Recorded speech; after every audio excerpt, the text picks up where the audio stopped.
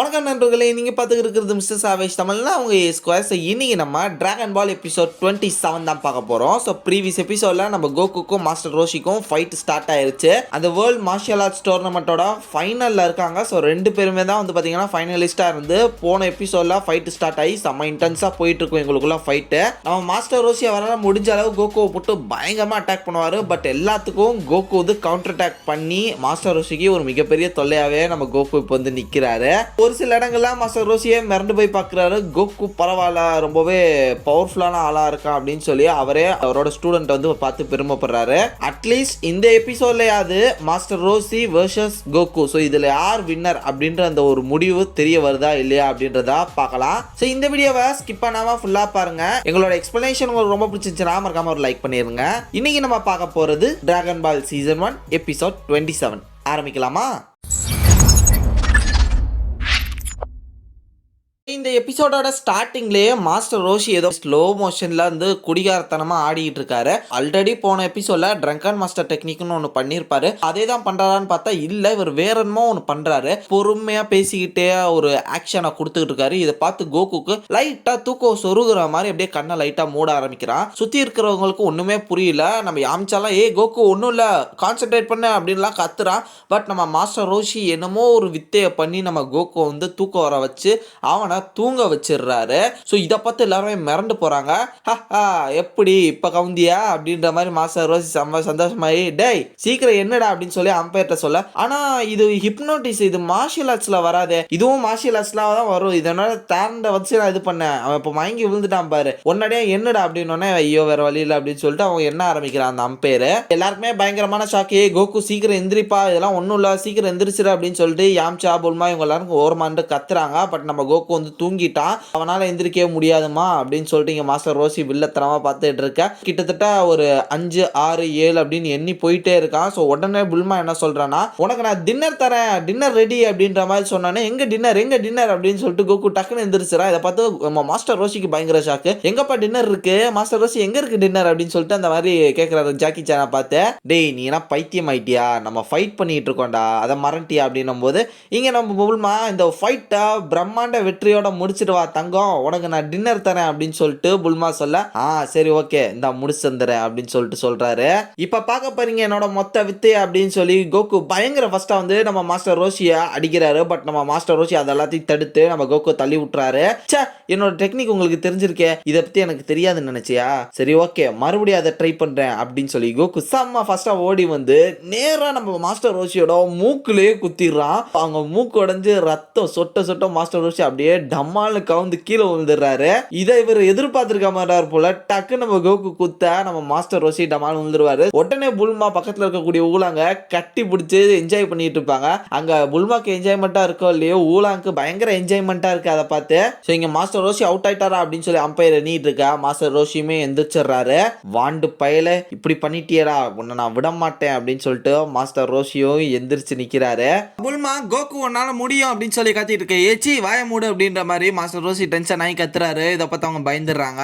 சரி ஓகே, இதை நான் பல வருஷங்களா இந்த டெக்னிக்கை நான் யார்கிட்ட யூஸ் பண்ணதே இல்லை, இதை நான் 2வது தடவை அவன்கிட்ட யூஸ் பண்ண போறேன். இதுக்கு முன்னாடி உன் தாத்தா கோஹான்ட்ட நான் யூஸ் பண்ண அப்படின்னு சொல்லும் போது, என்னது என் தாத்தா கூட நீ சண்டை போட்டிருக்க, அதனால தான் எங்க தாத்தாவோட ஸ்பெஷல் டெக்னிக்லாம் உனக்கு தெரிஞ்சிருக்கு அப்படின்னு சொல்லி நம்ம கோகுக்கே தெரிய வருது. உடனடியா மாஸ்டர் ரோஷி 2 கை ஒன்னு செத்து பயங்கரமா அவரோட பவர்ஸ் எடுத்து யூஸ் பண்றாரு. கான்சென்ட்ரேட் பண்ணி ஏதோ ஒரு விஷயத்துக்காக அவர் வந்து ரொம்ப போராடிட்டு இருக்காரு. பார்த்தா அவர் உடம்புல தண்டர்ஸ் வந்து கிரியேட் ஆரம்பிக்குது. அவரோட கையில லைட்னிங் தண்டர்ஸ் வந்து கிரியேட் ஆகுது. இதை பத்தி எல்லாருமே மிரண்டு போய் பார்த்துக்கிட்டு இருக்காங்க.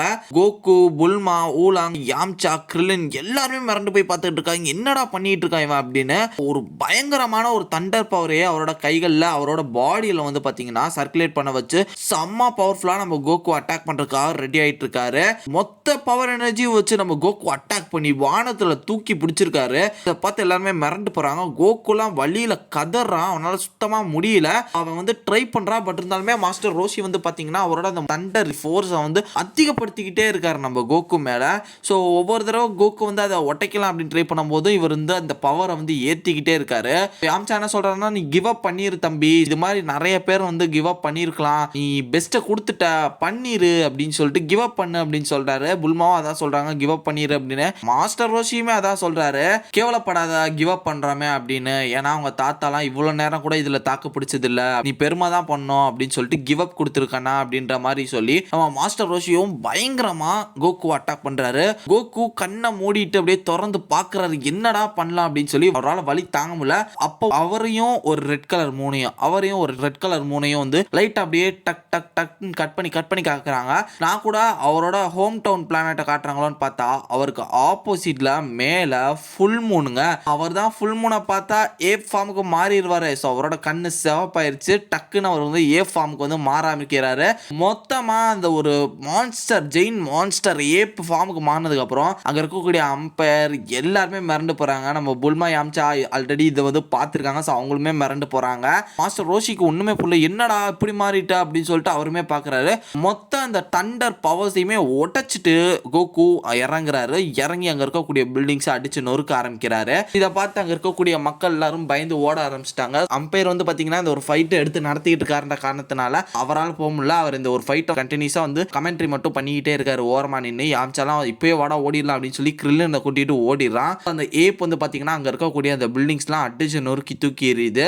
எப்படியாவது மறுபடியும் அந்த ஒரு ஹியூமன் ஃபார்முக்கு மாத்திரணும், போ நீ மறுபடியும் அந்த ஜெயின் சிசரா மாறு, போன தடவை மாதிரி இப்ப வெட்டிடலாம் அப்படின்ற மாதிரி சொல்லிட்டு இருக்கும்போது இங்க நம்ம மாஸ்டர் ரோஷி தனி பிளான் வச்சிருக்காரு போல.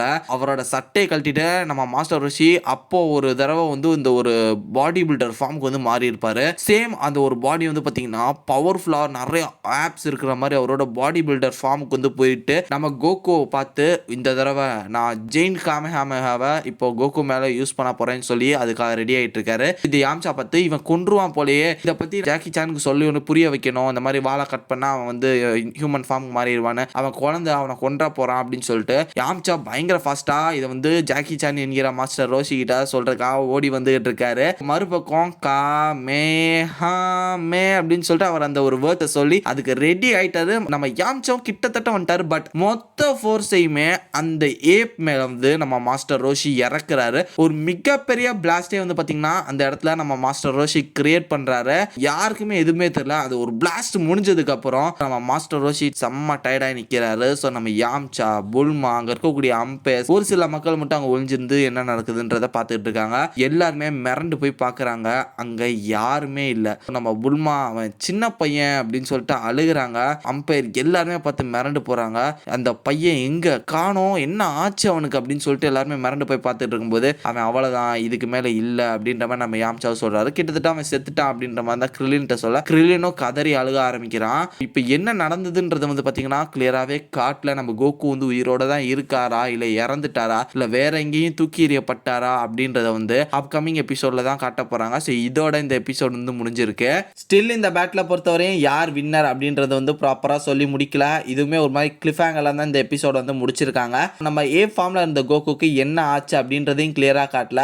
நெக்ஸ்ட் எபிசோட்ல தான் அதை நம்ம பார்த்து தெரிஞ்சுக்க போறோம். ஸோ அடுத்ததா டிராகன் பால் சீசன் 1 எபிசோட் 28ல வந்து உங்களை மீட் பண்றேன். அது வரையும் tata bye bye, take care from A Square.